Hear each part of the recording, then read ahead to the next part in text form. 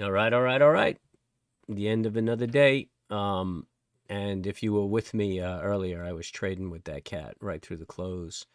Um, and he had opportunity after opportunity to close this thing at like $2 on the premium, really light losses. But he held it right through to the close. Ended up taking probably a $620 loss per spread. And he had 15 spreads. So that was about a $9,000 hit right there. Fucking dummy. Um, yeah, so anyway, if you joined the stream, you saw what greed and emotion does for you as a trader.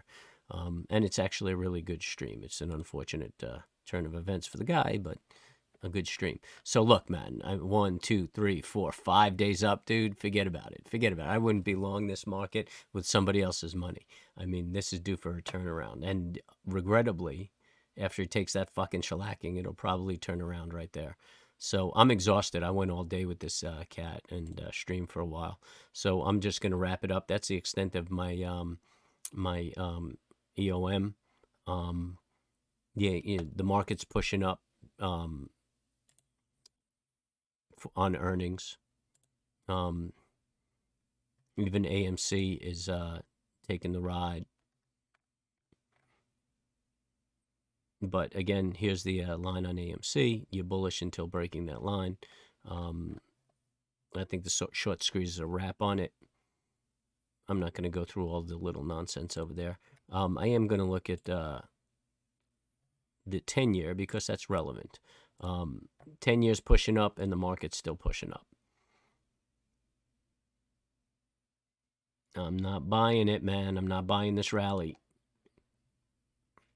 I think we have another wee bit of a correction. I just don't know what the catalyst is because everybody's kind of euphoric about the earnings. But I mean, this is last quarter's earnings. I mean, you look at what's going on and let's think about what's going forward. So anyway, everybody keep an eye on your bottom line and